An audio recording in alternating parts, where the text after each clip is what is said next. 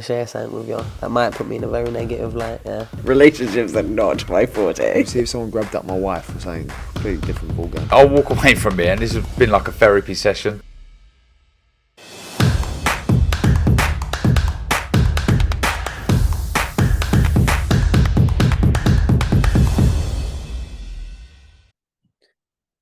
McCART, IFL TV, proudly sponsored by Everlast. I'm here with a young Frankie Stringer. Frankie, first and foremost, mate, it's the 8th of January, but I wish you a Happy New Year anyway.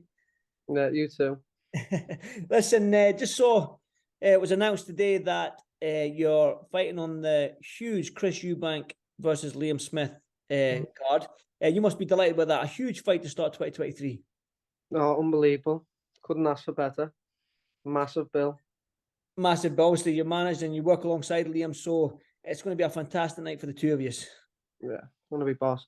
Been training, he's been looking good in the gym, sparring, so going to be a boss night of boxing. Definitely, I'm coming down to Manchester, so I'm looking forward to it. And I'll be covering their fight week, so I'll definitely see you then. But let's talk about you then. Obviously, you've turned professional last year. You've racked up 3 wins in 3 fights.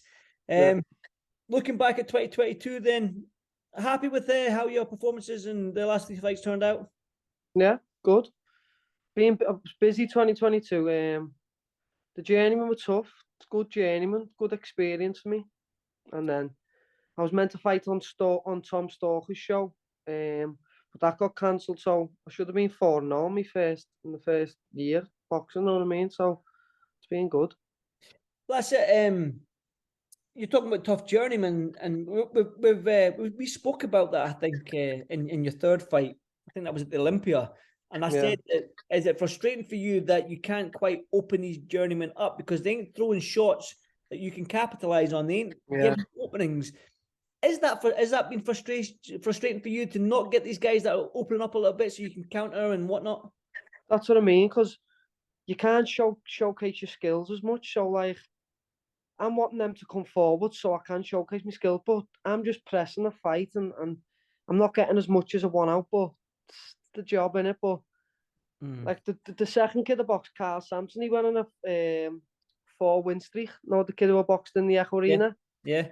He went on a 4-win streak. So the journeymen are good doing fighting, so it's all learning.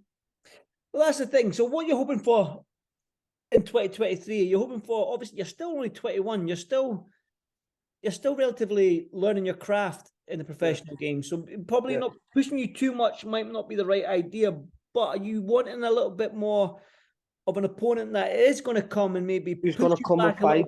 Yeah. Is that what you're hoping for? Yeah, 100%. Because that'll the best of me will come out then. Like, people will start thinking, oh, he is good, because they'll see what I've got and the full potential I can do when there's people who come to fight. So yeah, I hope so. I hope I get tougher journeymen who do come and have a go. So I hope so.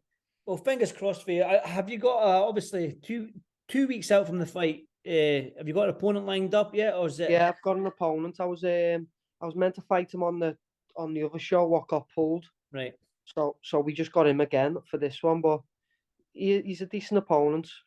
He does come a bit, so hopefully he does anyway on fight night. But he will, I reckon. Listen, as a young fighters, they seem well. It can be mistaken to ask, but they're eager to get the stoppage, to get the KO win, or to put on that big performance. Has it been frustrating for you that, again, you haven't got that stoppage win, but are you hoping for it come time? It's just in the gym, all of them are skitting me where I haven't had no stoppages. You mustn't be able to punch now. Like, they're all giving it to me a bit, but it'll come. I'm only 21. The power's coming. The strength's coming. I'll start maturing more. I know they'll come. The man strength will come. Yeah, the man strength will come. You won't hit your peak until you're probably mid-20s. So still a long way away, Frankie. Yeah, well, no, that's what I mean. My coach said that anyway. My coach says you won't be mature till you're 24, 25. So I know that anyway. I mean, what a gym you're training alongside, man. You've got Josh Taylor in the gym. You've got Liam Smith in the gym. You've got Thomas Hart in the gym. You've got, I seen Ashton Brown was down there. Yeah, Ashton's been in training, good lad. Yeah, it seems like the gym is buzzing right now, and it seems like you're feeding off each other. So what's it like training alongside guys like Liam Smith and an undisputed champion in Josh Taylor. What's that like? But I've been sparring Josh. I've sparred Josh a few times, but even when you're in there with him, he's telling you what to do. Like when he's got you in the clinch, he's doing stuff what I've never seen before, like throwing my arm and like he's telling me, you do this, try this. And it's like after the sparring when I'm getting out, he's telling me things to do, and it's just I can't get better. I'm just learning from the best. It's unbelievable. Obviously, it would be stupid of me not to talk about it, but obviously you're very, very close to Liam Smith, and he's probably got a very, very tough fight in Chris Eubank Jr. coming up. Fight that I wanted. I mean, Liam will tell you, I got Liam on IFL about 4 or 5 times. We spoke about the Chris Eubank fight, so I'm going to take some credit for making the fight happen. But it's going to be a great night of boxing, and Liam, how do you see him performing in 2 weeks' time against somebody like Chris Eubank Jr.? How did you see the fight? I see him beating him easy. People are saying, all he's got, he can walk forward and fight. It's going to be a fight. But I can see Beefy boxing his head off for most of the fight. I reckon Beefy easy, unanimous decision.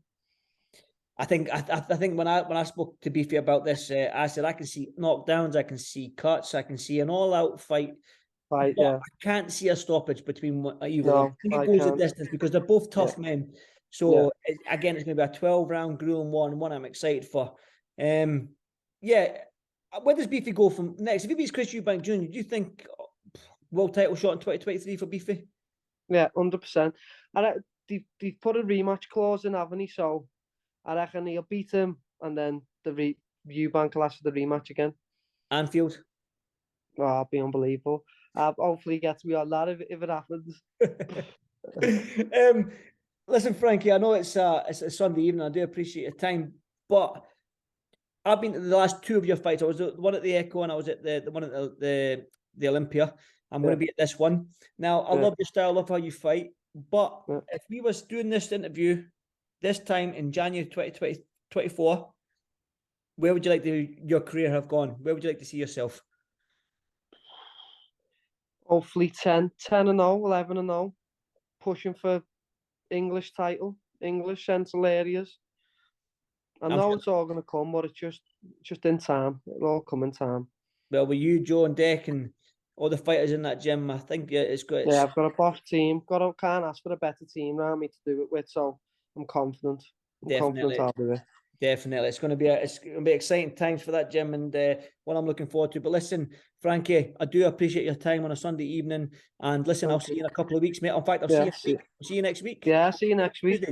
See you next week. Thank you, Andrew. Listen, Frankie, well done, mate. I'll see you soon, brother. Thank you. See you later. Bye. Bye.